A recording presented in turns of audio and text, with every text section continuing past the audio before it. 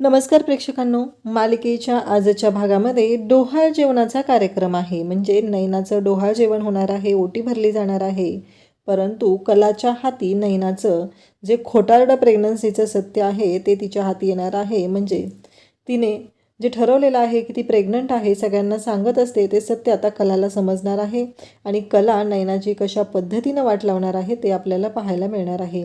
परंतु यामध्ये कलाने एक चांगली गोष्ट केलेली आहे, ती म्हणजे काहीही झालं तरीही कलाने ही गोष्ट सर्वात आधी अद्वैतला सांगितलेली आहे आणि स्वतःची बाजू सेफ करून घेतलेली आहे. त्याचबरोबर अद्वैतने कलाने दिलेला कुर्ता घातलेला आहे, म्हणून सरोज मात्र भयानक चिडलेली आहे. हे सगळं आपल्याला आजच्या या व्हिडिओमध्ये पाहायला मिळणार आहे. त्यासाठी हा व्हिडिओ शेवटपर्यंत पहा. अद्वैत इकडे कॉफी पित असतो. कलाने कॉफी आणून दिलेली असते. तो फोनवरती बोलत असतो. ऑफिसमधलं काम व्यवस्थित झालेलं नसतं आणि तो तिथे जो कुर्ता ठेवलेला आहे सरोजने दिलेला, तिथे कॉफीचा मग ठेवतो आणि नेमकं तो टेन्शनमध्ये असतो. तो मोबाईलमध्ये मेसेजेस बघत असतो, त्याचबरोबर त्याचं काम चालू असतं आणि त्या गडबडीमध्ये तो जो कॉफीचा मग आहे तो त्या कुर्त्यावरती सांडतो. मग त्या कुर्त्यावरती आता कॉफी सांडलेली असते आणि अद्वैतला टेन्शन येतं. आता काय करू?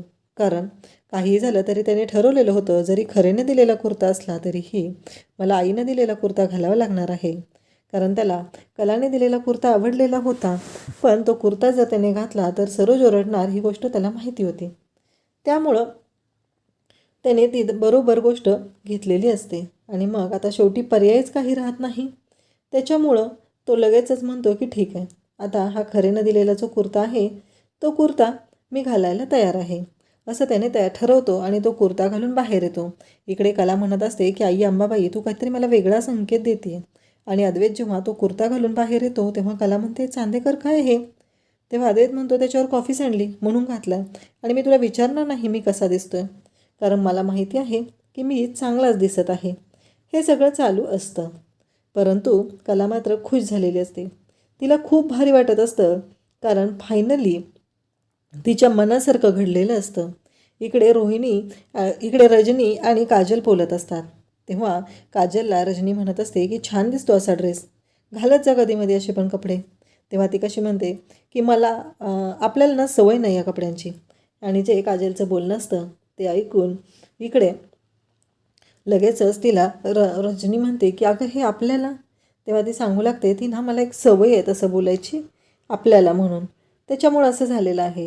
म्हणजे तुम्ही कसं मला असं बोलता ना. तेव्हा रजनी तिला म्हणते, हे आदरार्थी बोलणं छान आहे, पण मला कळलं नाही आहे ना याचा अर्थ काय आहे ते. हे सगळं बोललं जात असतं. परंतु इकडे सोहम येतो आणि सोहम पाहतो, त्याला धक्का बसतो. सोहम म्हणतो, काय आहे हे सगळं? म्हणजे हे सगळं काय चाललं आहे यांचं? आणि त्याला राग येतो की माझ्या आईला त्रास होऊ शकतो या गोष्टीचा, हे लक्षात आलेलं असतं. मग तो येतो आणि म्हणतो की काजल, मला तुझ्याशी बोलायचंच, चल, असं म्हणत तो काजलला घेऊन जातो आणि काजलला म्हणतो की मला तुझ्याशी बोलायचं आहे. काजल म्हणते, काय झालं? नाही, कसं आहे, तू इमोशनलेस आहे आणि माझी आई इमोशन खूप जपते, त्यामुळं मला तुला ही गोष्ट सांगायची आहे. ती म्हणजे काहीही झालं तरी माझ्या आईला असल्या गोड बोलण्यामध्ये गुंतवू नको, कारण एकदा का तुझ्यामध्ये माणूस गुंतला की पुन्हा त्या माणसाला खूप त्रास होतो. त्यामुळं मी तुला स्पष्टच सांगत आहे. आणि त्यानंतर सोहम तिथून निघून जातो. इकडे आपल्याला पाहायला मिळतं की आता रोहिणी ही हात धरून मागं लागलेली असते ती नैनाच्या. मी तुला तयार करणारे, मी तुला साडी नेसवणारे, हे सगळं बोलणं रोहिणीचं चालू असतं. परंतु नैना मात्र म्हणत असते की नको ना, अहो मला ना कम्फर्टेबल वाटत नाही आहे, मी नेसते ना साडी, मी साडी नेसते आणि नंतर तुम्हाला बोलवते, मग तुम्ही आलात आणि मग माझ्याशी आवरून दिलं तरी चालेल, असं तिचं चाललेलं असतं. परंतु इकडे मात्र रोहिणी ऐकायलाच तयार नसते. रोहिणीचं असं म्हणणं असतं की नाही, मी तुला साडी नेसवणारे आणि मी तुला तयार करणारे. एकतर आत्ता तू प्रेग्नंट आणि माझी सून छान दिसली पाहिजे ना, त्यासाठीच मी हे सगळं करत आहे. हे सगळं बोलणं चालू असतं. आणि त्याचबरोबर इकडे रोहिणी तिला म्हणत असते की मी तुला नेसवते साडी आणि मगच बघूया. तेव्हा नैना मात्र म्हणत असते की नाही, त्या दोघींचं तेच चाललेलं असतं. तेव्हा नैना म्हणत असते की मी बोलवते ना मॉमींला तुम्हाला, तुम्ही आत्ता कशाला हे करताय, असं तिचं चालू असतं. परंतु रोहिणी पण तेवढीच हट्ट लपेटलेली असते. रोहिणी ही ऐकायला तयार नसते. काहीही झालं तरीही रोहिणीचं असं म्हणणं असतं की नाही, मी सध्या हे सहनच करू शकत नाही असं रोहिणीचं असतं. कारण तिला काही करून ही साडी नेसवायचीच असते आणि त्याचसाठी तिचं हे सगळं बोलणं चाललेलं असतं. परंतु ऐकायला तयार नसते ती म्हणजे नैना.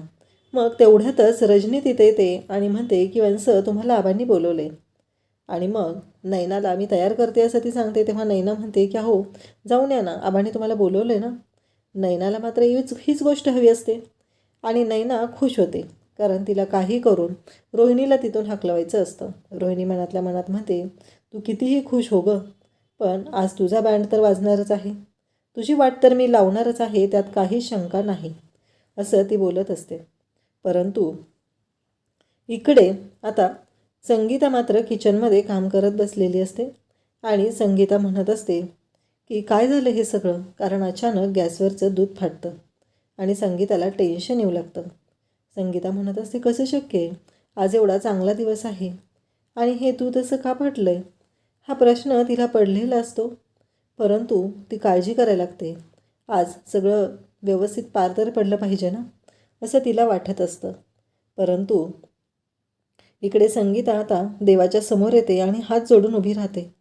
काहीही झालं तरीही हे सगळं काय घडलं हा प्रश्न तिला पडलेला असतो. म्हणून तिने तिथे येऊन थांबलेली असते. त्यानंतर संगीता म्हणू लागते की सगळं निर्विघ्नपणे पार पडलं पाहिजे. मला कळतच नाही आहे की हे सगळं काय होत आहे. हे सगळं बोललं जात असतं. त्याचवेळी कला तिथं मागून येते आणि देवी आई, प्रत्येक वेळेस माझ्या मुलींच्या आयुष्यात काही ना काही प्रॉब्लेम झालेला आहे. त्यामुळं मला कळतच नाही आहे की आत्ता हे सगळं काय होणार आहे. हे जे दूध आत्ता नासलेलं होतं त्याचं काय संकेत घ्यायचं आहे मी, असं ती बोलत असते. तेवढ्यात कला तिथे येते आणि म्हणते, आई काय झालं गं. तेव्हा तिला लगेचच संगीता सांगू लागते, अगं मला कळतच नाही आहे की अचानक गॅसवरचं दूध नासलं आहे आणि गॅसवरचं दूध नासणं हा एक अशुभ संकेत असतो आणि ते झालेलं आहे, त्यामुळे मला भीती वाटत आहे. तेव्हा कला म्हणते की आई काळजी करायची काहीच गरज नाही, असं काही नसतंय गं, असं कला सांगत असते. परंतु इकडे कला आईला समजवत असते. तिला म्हणत असते, अगं सगळं व्यवस्थित होणार आहे, बाळ येणार आहे आता चांदेकरांच्या घरी, कशाला काय प्रॉब्लेम होणार आहेत सांग बरं मला, काही वेगळं होणार नाही, तू नको टेन्शन घेऊ. आणि दूध आहे ते दूध खराब होणारच ना, एवढं काय त्याच्यामध्ये, असं कला संगीताला सांगू लागते. त्याचबरोबर कलाचं असं म्हणणं असतं की आई काळजी करायची काहीही गरज नाही, असं कला सांगते. त्यानंतर आपल्याला पाहायला मिळतं की संगीता कलाला म्हणत असते, पण कले सगळं नीट होईल ना. तेव्हा कला म्हणते की तू अजिबात काळजी करू नकोस, सगळं व्यवस्थितच होणार आहे, असं कला तिला सांगते. त्यानंतर आपल्याला पाहायला मिळतं की सोहम त्याचबरोबर घरातील सर्वजण तिथं असतात. सगळ्या गोष्टी व्यवस्थितपणे झालेल्या असतात. सगळेजण छान तयार झालेले असतात, सगळी तयारी झालेली असते. त्याचबरोबर सोहम म्हणत असतो की आई काळजी करू नको, सगळं व्यवस्थितच होणार आहे.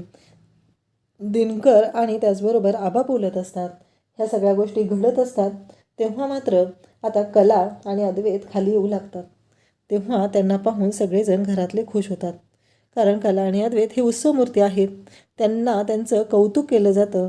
सगळेजण त्यांना बोलत असतात की खरंच खूप छान दिसत आहे, असं म्हणत असतात. लाखात एक जोडा आहे, हेही बोललं जात असतं. त्याचबरोबर कला आणि अद्वैत एकमेकांकडे पाहत असतात. दोघंही खूप सुंदर दिसत असतात. दोघांनाही खूप छान वाटत असतं आणि ह्या सगळ्या गोष्टी इतक्या छान पद्धतीनं घडत असतात. त्यामुळं खरं तर घरातलं वातावरण खूप छान झालेलं असतं. कलाला संगीता जवळ जाते, तिच्या गालावरून हात फिरवते आणि म्हणते, खरंच खूप गोड दिसतेस आज तू, असं म्हणत कलाचं कौतुक करू लागते. संगीता कलाचं कौतुक करत आहे. त्याचबरोबर आबाही कला आणि अद्वैत या दोघांचेही कौतुक करत आहेत. त्यांना सांगत आहेत की हो, खरंच तुम्ही दोघंही खूप गोड दिसताय आज. सगळेजण कौतुक करत आहेत, सगळेजण आनंदात आहेत. ह्या सर्व गोष्टी घडत आहेत. आणि त्याचबरोबर आता आबांना जाऊन कला आणि अद्वैत जोडीने नमस्कार करतात. आबा पण म्हणतात की खरंच तुमची जोडी ना लाखात एक आहे. असंच आयुष्यभर एकमेकांची साथ द्या आणि एकमेकांच्या साथीने राहा. आता आबांनी तर आशीर्वाद दिलेला आहे. सोहम पण म्हणत असतो, हो खरंच दादा, तू आणि वहिनीची जोडी लाखात एकच आहे, असं सोहमही सांगत असतो. सोहमचंही तेच म्हणणं असतं. कलाही खुश असते, कलाही हसत असते. कलालाही खूप छान वाटत असतं आणि त्यानंतर आता नैना वरून यायला लागलेली असते. नैना तयार झालेली असते. त्याचवेळी रजनी तिथं असते. रजनी आबांना विचारणार असते की आबा तुम्ही का बोलवलं. पण तेवढ्यात सरोज तिथे येते आणि सरोज म्हणू लागते की अद्वैत, मी दिलेला कुर्ता कुठं आहे. कारण तिच्या डोक्यात तेच असतं, कारण मी कुर्ता दिलेला होता, मग तो कुठे गेला. कारण काहीही झालं तरीही मी तुला काहीतरी दिलेलं आहे आणि ते तू का घातलं नाहीस, हे तिचं म्हणणं असतं. त्याचबरोबर ती म्हणत असते की लवकरात लवकर आवर, हे चालू झालेलं असतं. त्यामुळं इकडे आबाही बोलत असतात. त्याचबरोबर सगळेजण तिथं असतात. तेव्हा अद्वैत म्हणतो की त्या कुर्त्यावरती कॉफी सांडली आणि त्याचबरोबर त्यामुळं तो कुर्ता मी घालू शकलो नाही. हे सगळं चालू असतं आणि आबा हे सगळं पाहत असतात. तेव्हा आबांनाही धक्का बसलेला असतो. सरोज मात्र नेहमीप्रमाणे भयानक अशी चिडलेली असते. तिला खूप राग आलेला असतो. तिला ही गोष्ट पटलेलीच नसते की मी एवढ्या प्रेमानं दिलेला होता तो कुर्ता कुठं गेलेला आहे. आणि त्याचबरोबर मी कुर्ता दिलेला न घालता तू हा कोणी दिलेला कुर्ता घातलेला आहेस, हा प्रश्न ती विचारत असते. आणि त्याचबरोबर हे सगळं चालू असतं आणि मग अद्वैत म्हणतो की अगाई, हा खरेनं दिलेला कुर्ता आहे, असं तो सांगत असतो. आणखीच सरोजला राग येतो. सरोज आणखीनच भडकते. तेव्हा आबा म्हणतात काय झालं, असू दे ना. तेव्हा सरोज म्हणते ते तर मला माहितीच आहे ना, हे असंच होणार आहे. ते कितीही तुमच्या बाजूने काहीही बोललं तरी झालं. हे सरोज बोलत असते. तेवढ्यात रोहिणी तिथे येते आणि आबांना म्हणते की आबा हे काय. तेव्हा आबा म्हणतात की हे तुझ्या सुनेसाठी चांदेकरांकडून, असं म्हणत ओठी त्याचबरोबर साडी दागिना हे सगळं रोहिणीच्या सुनेसाठी दिलं जातं. आणि रोहिणी ते सगळं आता घेऊन जाणार असते. परंतु या सगळ्यामध्ये खूप मोठा प्रॉब्लेम घडलेला असतो. तो म्हणजे रोहिणीला जे बिंग फोडायचं होतं ते सगळं आता वाट लागलेली असते. आणि रोहिणीला प्रश्न पडलेला असतो की आता काय करायचं. कारण नैनाने तर इकडे घाई करून स्वतः साडी नेसून घेतलेली असते. ती म्हणत असते की काही झालं तरी ही बाई आज वेड्यासारखी का वागत आहे ते मला कळत नाही आहे. रोज तर माझ्याशी एवढी रागराग करत असते आणि आज तिला माझ्याशीच का एवढं हे करायचं आहे. नक्की काय झालं हे सगळं, हा प्रश्न तिला पडलेला असतो. आणि तो प्रश्न ती विचार करत असते. इकडे कला अद्वैतच्या जवळ जाते. तिला अद्वैतला मुद्दामच खोड काढायची असते, म्हणून ती अद्वैतच्या जवळ जाते. अद्वैतशी बोलत असते. अद्वैत तिला म्हणत असतो आज जरा जास्तच खुश आहे. तेव्हा कला म्हणते की हो, मी आज जरा जास्तच खुश आहे, असं कला स्वतःहून अद्वैतला सांगत असते. परंतु अद्वैत म्हणत असतो नक्की काय झाले. तेव्हा कला म्हणत असते काय नाही रे, ती फुलांची परडी दे इकडं. आणि ती फुलांची परडी अद्वैतला मागते आणि अद्वैत लगेच ती उठतो आणि ती फुलांची परडी तिला देतो. त्याच्या डोक्यातही येत नाही की हिने आपल्याला काम सांगितलं आहे, आपण ॲटिट्यूड गाजवला पाहिजे. पण अद्वैतच्या ते डोक्यातच येत नाही. अद्वैत उठतो आणि ती फुलांची परडी तिच्याकडे देतो. मग कला पण ती फुलांची परडी घेते आणि अद्वैतच्या अंगावरती त्यातली फुलं टाकत असते. कला हे सगळं मुद्दामच करत असते. अद्वैतला त्रास तर होतच असतो, परंतु त्यापेक्षाही जास्त त्रास कला मुद्दाम अद्वैतला देत असते. हे सगळं तिचं चाललेलं असतं. अद्वैत तिच्याकडे रागाने पाहत असतो. कला मात्र लाडात येऊन अद्वैतशी अशा पद्धतीनं वागत असते. त्यानंतर आपल्याला पाहायला मिळतं की अंजू सगळ्यांना चहा कॉफी द्यायचं बघत असते आणि इकडे राहुलला मात्र राग आलेला असतो. राहुलचं असं म्हणणं असतं की हे सगळं काय चाललं आहे. कारण मम्मा तू मगाशी मला काय बोललेली होतीस आणि मग हे आता असं का आहे सगळं. तू मला बोलली होती ना हे होऊ द्यायचं नाही. नैना तर छान तयार होऊन खाली आलेली असते. मग सगळ्यांना प्रश्न पडतो की नैना तर आता तयार होऊन खाली आलेली आहे आणि मग आता तिचा कार्यक्रम पूर्ण होणार. पण रोहिणीच्या डोक्यात मात्र खूप मोठा राग असतो, खूप मोठा प्लॅन असतो. ह्या नैनाने जे फसवलेलं आहे तिचं खोटं काहीही करून मी सगळ्यांच्या समोर आणणार आहे, हे रोहिणीने ठरवलेलंच असतं. आणि त्याचमुळं रोहिणी आता पूर्णपणे तयारीत असते. तर संगीता जाते आणि संगीता म्हणते खरंच ग नैने खूप गोड दिसतेस तू, असं म्हणत नैनाचं कौतुक करू लागते. परंतु नैनाचं तोंड मात्र वाकडंच असतं. तिला कधी कुठली गोष्ट चांगली वाटतच नाही. तिचं तोंड वाकडं ते वाकडंच. तिला नेहमी असं वाटत असतं की घरातले सगळे तिच्या वाईटावरच आहेत आणि ती एकटी हुशार, कारण तिने इतके कांड करून ठेवलेले असतात. ते निस्तरता तिच्याच नाकीनं आलेलं असतं आणि त्याचाच त्रास तिला होत असतो. अशा पद्धतीने नैना वागत असते.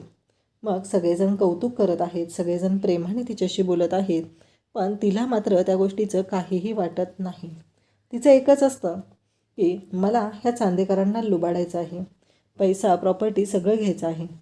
तर रोहिणी म्हणते की काही झालं तरी आत्ता किती कौतुक करून घ्यायचं आहे तेवढं घे, कारण नंतर वाट तर मीच लावणार आहे तुझी, हे रोहिणी बोलत असते. आबाही म्हणतात की खरंच छान दिसतेस. आणि मग नमस्कार करायला गेल्यानंतर आबा म्हणतात, अगं ह्या वयात वाकायचं नसतं, नको वाकूस, काही नाही गरज त्याची, असं आबा तिला सांगू लागतात. इकडे कला अद्वैत खुश असतात. त्याचबरोबर कला आता नैनाला तयार करण्यासाठी म्हणजे डोहाळे जेवणासाठी जे दागिने आणलेले आहेत ते दागिने घेऊन ती तिच्याकडे जायला निघते. ते दागिने तिला नैनाला घालायचे असतात म्हणून त्याचबरोबर रजनी, कला, त्याचबरोबर काजल सगळेजण जाऊ लागतात. पण इकडे रोहिणीला मात्र राग आलेला असतो. एकतर साडी नेसवतानाच तिला सगळ्यांच्या समोर ती गोष्ट आणायची होती, पण ती गोष्ट आबांमुळे होऊ शकलेली नसते. आबांनी तिला खाली बोलवलेलं असतं म्हणून नैना वाचलेली असते. परंतु रोहिणी मात्र फुल तयारीत असते. आज शांतच राहायचं नाही, काहीही झालं तरी हिची वाट लावायची म्हणजे लावायची, एवढंच रोहिणीने ठरवलेलं असतं. मग आता सगळेजण नैनाला दागिने वगैरे घालत आहेत. नैना पण खुश आहे, सगळ्या गोष्टी तिच्या म्हणण्याप्रमाणे होत आहेत, हे सगळं चालू असतं. परंतु आता पहिली ओटी भरण्याचा मान सरोजचा असतो, कारण सरोज घरातली मोठी सून असते. चांदेकरांच्या घरची मोठी सून या हक्काने सरोज आता ओटी भरण्यासाठी जाते. नैनाची ओटी भरते, त्यानंतर रोहिणी ओटी भरायला जाते, रोहिणी नैनाची ओटी भरते. मग सगळेजण तिथं असतात. अजूनपर्यंत रोहिणीकडे तो मान आलेला नसतो. रजनी ओटी भरते. रजनीनंतर माहेरची ओटी म्हणून आता संगीता नैनाची ओटी भरते. संगीताने ओटी भरल्यानंतर तिचं गोड कौतुक करत असते, तिला गोड बोलत असते, तिच्या गालावरून हात फिरवत असते, कारण एका आईसाठी आपली मुलगी आई होणार आहे ही गोष्ट खूपच महत्त्वाची असते, म्हणून तिचं एवढं गोड कौतुक केलं जात असतं. पण शेवटी नैना कुत्र्याचं शेपूट वाकडं ते वाकडं, तिला सगळ्या गोष्टी हलक्यात घ्यायची सवयच असते. म्हणजे तिला कोणी तिचं काय करतं या गोष्टीचं काहीच वाटत नसतं. इकडे राहुलला मात्र राग आलेला असतो. राहुल म्हणत असतो, मम्मा हे काय चाललं आहे सगळं, मला हे पटत नाही आहे. तेव्हा ती म्हणते की शांत राहा, ही वादळापूर्वीची शांतता आहे, तिची वाट तर लागणारच आहे. त्यामुळं ही वादळापूर्वीची जी शांतता आहे या सगळ्याचा आपण बँड वाजवायचाच आहे, एवढं लक्षात ठेव. किती कुणी काहीही करू दे, पण आपण मात्र शांत राहायचं नाही. काहीही झालं तरीही नैनाची वाट तर लावायचीच आहे, हे सगळं चाललेलं असतं. परंतु इकडे राहुलला ही गोष्ट सहन होत नसते. राहुलचं म्हणणं असतं की काही झालं तरीही आता बास हा मामा, खूप सहन केलं या सगळ्यांचं, आता यापुढं मी काहीही ऐकून घेणार नाही, एवढंच राहुलचं म्हणणं असतं. आणि राहुल मात्र भयानक चिडलेला असतो. राहुल म्हणत असतो की काहीही झालं तरी मी आता शांत राहणार नाही, कारण मला माहिती आहे हे सगळं काय चालू आहे ते. तेव्हा रोहिणी मात्र त्याला म्हणत असते, थांब तू, अजून वेळ गेलेली नाही, कारण काहीही झालं तरीही मी शांत राहणार नाही आहे म्हणून सांगितलं ना तुला, मी करणार आहे काहीतरी. आता उद्याच्या भागामध्ये खूप मोठा ट्विस्ट येणार आहे. तो म्हणजे कलाही आता नैनाच्या रूममध्ये आलेली असते. नेमकी नैना वॉशरूमला गेलेली असते. तिचं जे डुप्लिकेट पोट आहे ते तिनं काढून ठेवलेलं असतं आणि कला तिथं जाते आणि बेडवरती ते पोट असतं, ते पोट पाहते आणि कलाला धक्का बसतो. कला म्हणते की हे काय आहे नैनाताई, आणि नैनाच्या पोटाकडे पाहते, कारण कलाला याआधीही खूप वेळा संशय आलेला होता, म्हणून प्रत्येक वेळेस कलाने बोलण्याचा प्रयत्न केलेला असतो की नैनाताई तुझं नक्की काय चाललेलं आहे, तुझं पोट असं का दिसतं, अशा बऱ्याच शंका तिनं प्रत्येक वेळेस बोलून दाखवलेल्या होत्या. पण नैना मात्र तिला प्रत्येक वेळेस म्हणायची की नाही असं काही नाही आहे. पण आज सगळ्यांच्या समोर आणलेलं असतं कलाने, ते म्हणजे नैनाचं कारस्थान. नैनाने जे काही कांड केलेलं आहे ते कारस्थान रोहिणीला कळण्याआधी, म्हणजे रोहिणीने सगळ्यांच्या समोर एक्सपोज करण्याआधी ती गोष्ट कलाला कळलेली असते. आणि आता नैना काहीच करू शकत नसते. नैनाला तर कलाने रंगेहात पकडलेलं असतं आणि नैना कलाला म्हणालेली असते की एवढं काय त्याच्यामध्ये, आणि तू नको मध्ये पडू ह्या गोष्टींमध्ये, असं ती बोलत असते. कारण एवढं तिला पकडून पण तिचा माज काही कमी झालेला नसतो. तिचं असं म्हणणं असतं की जे काय आहे ते माझी मी बघून घेईल असं तिला वाटत असतं. परंतु आता ही गोष्ट चांदेकरांची झालेली असते. ही गोष्ट मात्र तिच्या लक्षात येत नसते. कलाला राग आलेला असतो आणि कला म्हणत असते की बस आता हे मी सहन करू शकत नाही. कला मग खाली येते आणि अद्वैतला शोधू लागते. कला खूप टेन्शनमध्ये असते कारण घरातलं वातावरण इतकं आनंदी असतं, एवढं सगळं घडलेलं असतं, परंतु हे सगळं नैनाचं जे कांड आहे ते कलाने समोर आणलेलं असतं आणि सगळ्यांनाच खूप मोठा धक्का बसणार असतो. आणि त्याचबरोबर कला पहिलं अद्वैतकडे जाते आणि अद्वैतला बोलू लागते. अद्वैतला म्हणत असते की चांदेकर मला तुझ्याशी बोलायचं आहे. परंतु अद्वैत कामात असतो. अद्वैतही तिच्यापासून पुढे निघून जातो. कला मात्र अद्वैतकडे जात असते. पण एवढी हसणारी कला अचानक का डिस्टर्ब झाली ही गोष्ट अद्वैतच्या लक्षात येते आणि कला आता अद्वैतला सत्य सांगणार का आणि कलाने हे सत्य आधी अद्वैतला सांगितल्यामुळं त्या गोष्टीचा काय फायदा होणार आहे ते सगळं आपल्याला पुढील भागामध्ये पाहायला मिळणार आहे. अशाच अपडेटसाठी चॅनलला सबस्क्राईब करा. चॅनलशी कनेक्टेड राहा. व्हिडिओ पाहिल्याबद्दल धन्यवाद. थँक्यू.